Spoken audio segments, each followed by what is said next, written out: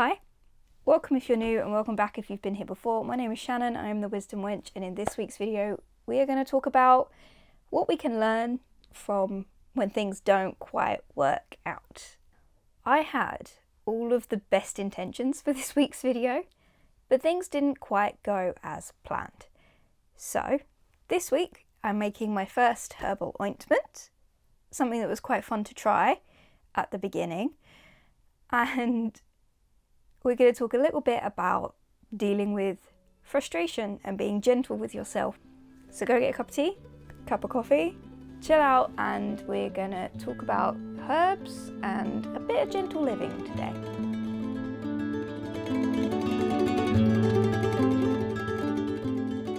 So this week's video, the intention was it to be a part 2 for last week's video. Last week I made fire cider and I was looking at cold and flu remedies, and I wanted to kind of get ahead of cold and flu season. And I had like this long list of things I was planning to do, and it didn't quite work out. One of the things on that list was to make a herbal ointment, which I did do, and it was my first go at doing an ointment. I kind of went into that a little bit naively, and that is why this video, I keep wanting to say didn't work out, but it did work out because I've created a video. It wasn't as I'd planned. I'd planned to make 3 medicines: a tea, a tincture, and the ointment. But the ointment ended up taking so much space and brain power for me that was the only one I made. But I think it needed to be. You see, lately I've been so busy. I've got a number of projects that are coming to fruition, so they're taking up a lot of space. I'm finishing up my foundation course now after submitting my final project. I'm just finishing up a couple of the units and that's done. So I have been working very, very hard for pretty much every minute of the day. I didn't have time to make 3 medicines, and I had made this schedule that I was determined I was going to stick to, and I just got stressed. I got so stressed trying to stick to it. So in the end, after a long day I've had today, I just decided to work on the ointment. So let's start with that, and then I'll go into what I've learnt. My intention was to make a chest rub. In herbal medicine, we view the skin as a vehicle to be able to excrete toxins but also absorb medicine. So the idea is that I wanted to make a chest rub that would have a strong smell for during that cold and flu season when I can't smell. I'd be able to kind of rub it here and be able to smell it all. It would be quite strong, quite pungent. But I also wanted it to have secondary effects that's actually going to help me get over that cold and flu. So I used 3 main herbs. I used peppermint, Mentha piperita. I used thyme, Thymus vulgaris, and I used rosemary, Rosmarinus officinalis. All of the official Latin names will be in the description. I used mint for its very strong smell. It's got a lot of volatile oils. Volatile oils are the part of the plant that smells, that gives you that really, really strong, distinctive smell. Thyme also has volatile oils, as does rosemary. But thyme also has antibacterial properties, and rosemary is something that I find very, very calming. Making this ointment was a first for me. I haven't made one before. I've done infused oils and I've done candle making, and my brain was like, it's just smushing the 2. It's not. It's not. That was a naive approach of me, but I have now learned. So I started with doing a heat infused oil, which is another thing I hadn't done before. I've done sun infused oils and cold infusions where you fill a jar with a herb or a spice and you fill it with an oil and you just leave it in the sun for 6 weeks, or you leave it somewhere cool and dry for a little bit longer so that it can all infuse, kind of the same way you would do a tincture, but a heat infusion speeds that up. So I decided to do it in my slow cooker. I put my herbs and my oil in a jar, and I filled the slow cooker about halfway up the jar with water so that would heat the oil through. I had to go through and add more oil to the mixture, but I think I left it for a total of about 20 hours. I turned it off for a few hours overnight, but then I had it going again the next day So I think it was about 20 hours it had been going for. Adding the wax was something new for me as well. So I've used a wax I've never used before. That was sunflower wax. Sunflower wax is one that is synthesized in the UK, and I wanted to be as sustainable as possible. I wanted to avoid something being shipped from abroad if I could. So I used sunflower wax, and I was doing so much research about boiling points and things.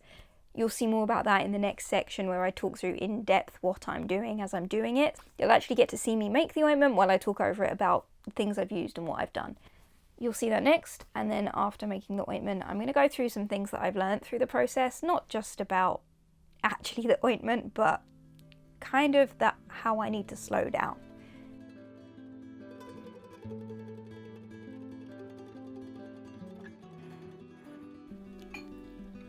I started by adding 1 cup of peppermint to a bowl.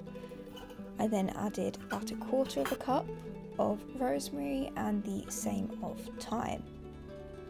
I made sure at each stage between each herb to mix everything really well and so that everything is fully combined, so that when I put the oil in later, it's evenly distributed throughout.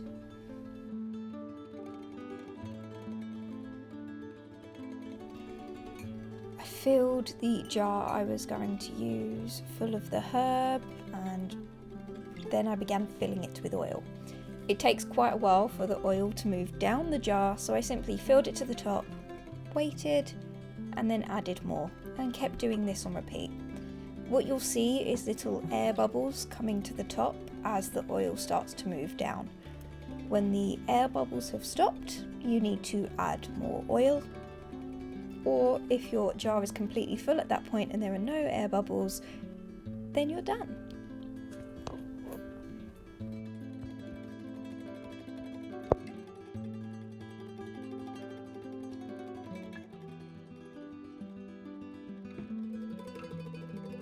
I filled my slow cooker with about 1.5 litres of water, so that when my jar goes in, it covers about halfway up the jar.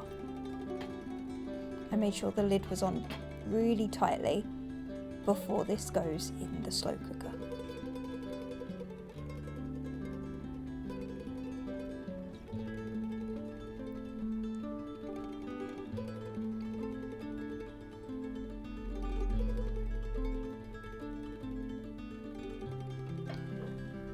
When it goes on, I made sure to put it on its lowest setting, and I left it there.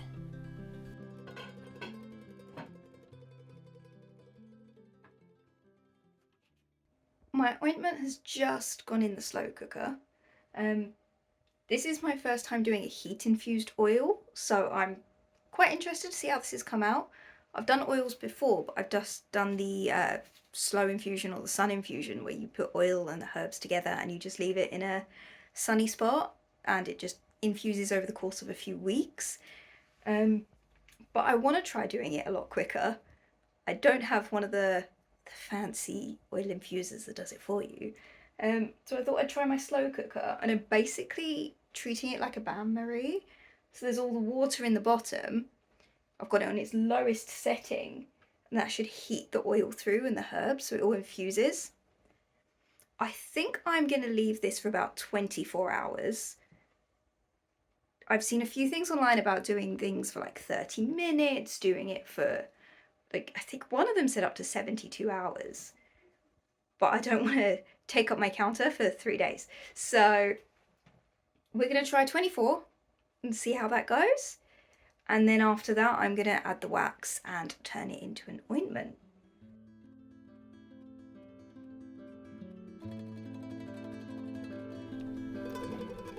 I was confident everything had infused because of this really strong aroma, but it was a lot less peppermint filled than I expected. The rosemary and thyme definitely came through a lot stronger. It was a strange smell, not entirely unpleasant, but it was very strange. This is because I personally don't use essential oils topically, so I didn't use them in this. I prefer the whole plant. When you look at the oil, you can see it's taken on this really, really deep, dark colour from the herbs. The initial oil I used was a very, very light olive oil, and now it is very, very dark. I started by getting the bulk of the oil off the top. I then wanted to try my cafe press to see how much oil I could get out, because that's the technique I use for tinctures, and it's a lot harder with oil. Finally, I strained it through a muslin cloth on a sieve into a bowl that had already been tared on the scales. You're going to need to know the amount of oil in weight so you know how much weight of wax to add. I used a 1:7 ratio, which worked out as me using about 21 grams of wax. This is my first time doing this, so this was all just trial and error for me. I used a sunflower wax, which melted quite quickly, and it was a completely clear liquid when it had melted.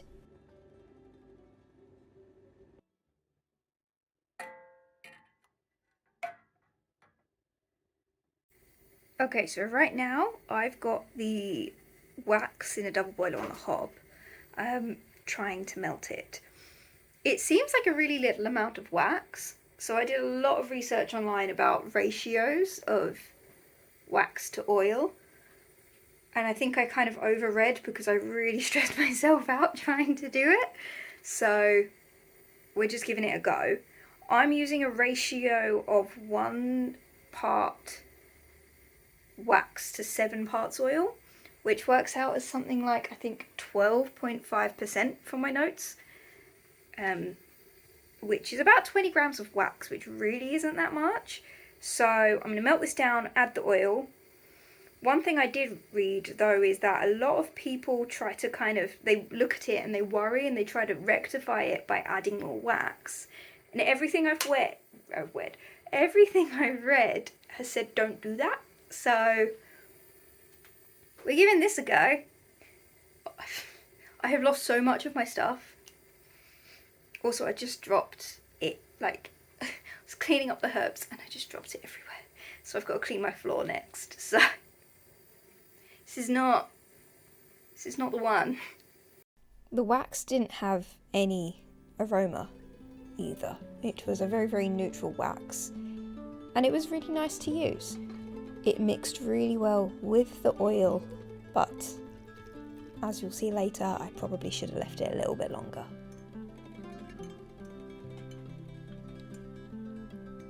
I poured it into 2 small jars and left it to cool.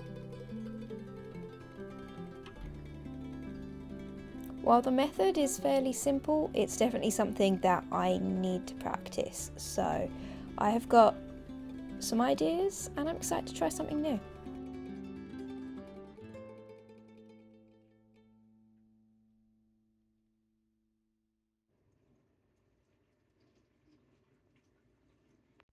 So it's 24 hours after bottling this up, and I tried it out today. I don't think I let the oil and the wax infuse enough together on the hob because they separate ever so slightly. You do need to give it a stir before you use it, but the texture on your skin is really nice. It fully absorbs, so it leaves this ever so slight residue when you first put it on. A tiny bit of it goes a really long way, and then it just fully absorbs into your skin. It's really, really soft. So I really like the texture of this. It's not as solid as I thought it was going to be, but given the little amount of wax that I used, that makes sense. But I really do like the texture of it. So it's given me a few ideas, maybe as like a joint rub or a joint ointment with this consistency, because it rubs in, it's really smooth, it's really soft. The smell of it's a little weird. I think I don't like the peppermint in it, which is, I didn't expect. Because obviously using the whole herb is slightly different if you're using essential oils, and I don't use essential oils in like topically or internally. But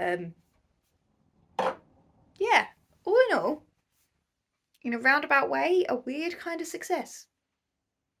So yeah. So I thought I'd give you a quick fire cider update because some cool things are happening. So here's our fire cider. I had to top it up a little bit a couple days ago.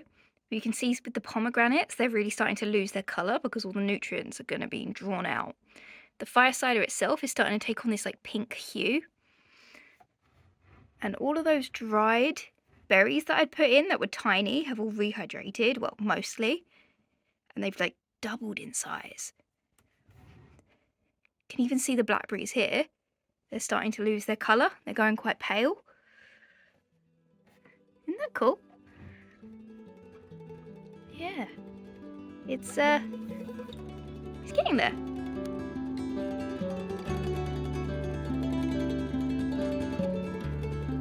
So you saw me make the ointment, and while bits of it were quite fun, I did have a lot of frustrations. Firstly, I couldn't find some of the stuff that I was using. This was my lack of preparedness coming out. I couldn't find some stuff and I was running around. I couldn't find my muslin cloths anywhere. I found them in the end, as you saw, but it just took me so long. And it seemed that I had just used so much equipment. I think my frustration while making this came in because I'd over-promised myself to myself. Like, no one knows that I would plan to make three medicines but me, but I'd over-promised to myself, and I wasn't allowing myself the grace and the space to say, hey, I'm really busy. Maybe I don't have time to make 3 whole herbal medicines. Maybe I don't have the space. Maybe I don't have the energy. And I really felt that frustration while I was going through it. After making the ointment and tipping it into the jars, I walked away for a few minutes and I let myself really feel the frustration. This is something that I learned to do in therapy that really, really works for me. My natural instinct is to go immediately to the distractions, stop the bad feelings. But I don't learn anything from that by immediately trying to run away from my frustration. So I sit in it. And I sit still in it. It's uncomfortable. I want to move. I don't like it. But I allow myself to fully experience the sensation of whether this is frustration or anger or sadness or depression or anxiety. I feel it and I allow myself to sit in it and just be. After sitting in it and really thinking, I can't step away from the feeling while I'm in it, but I try and gauge what it's trying to tell me in that moment. So when I thought I really had that, I moved forward into getting through the movement.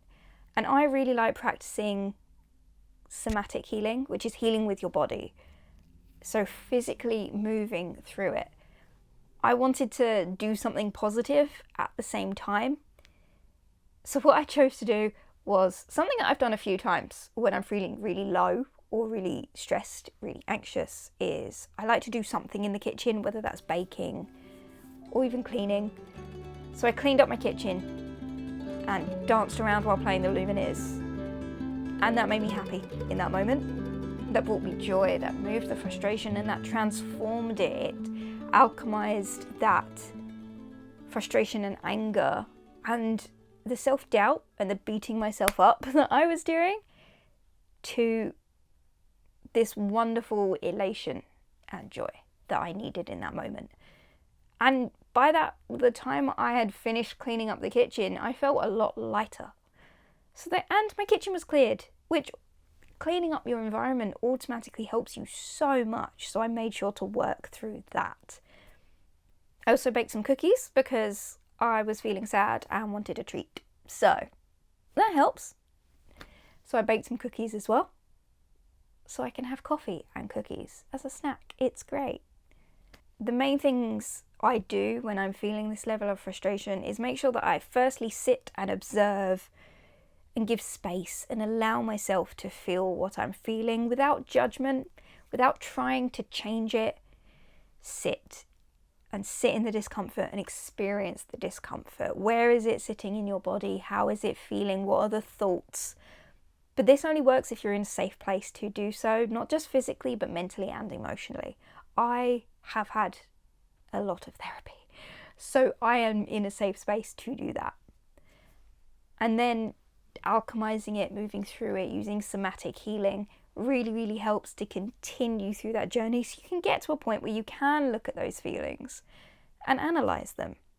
My frustration was coming because I'd overpromised myself. I wasn't taking into account that I'm doing a lot.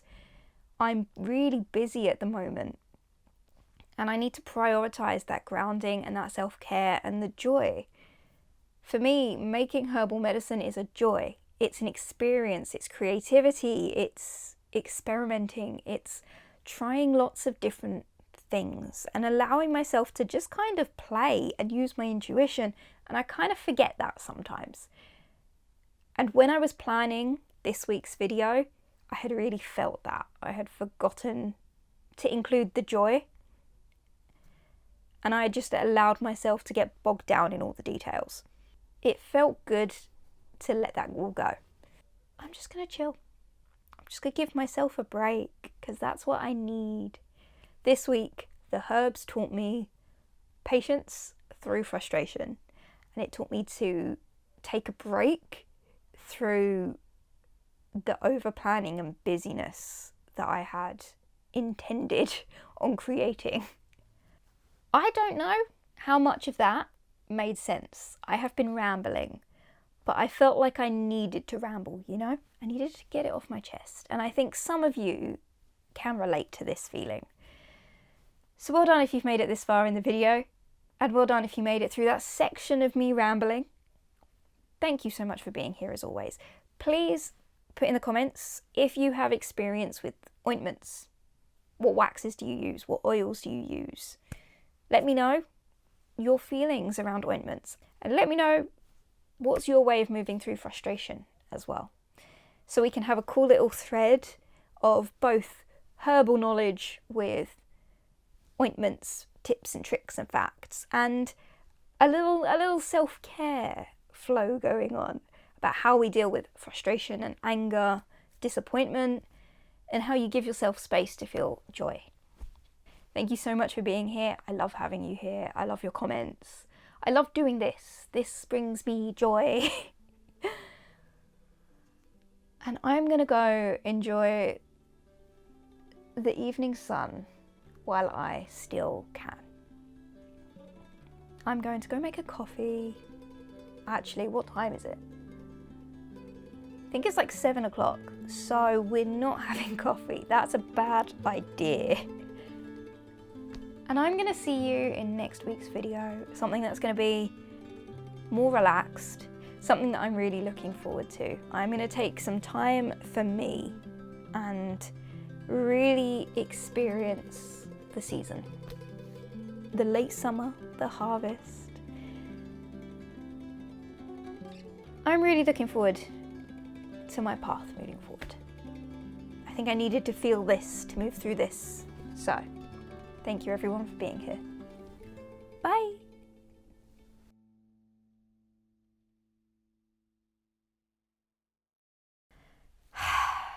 Deep breaths, deep cleansing breaths.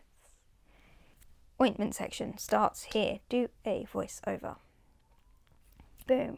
Next section. Oh look, more rambling. It just doesn't stop, does it? I just keep going. God, look, it's blinking at me. Look how angry it is. Okay, I'm turning you off. I just dropped it everywhere.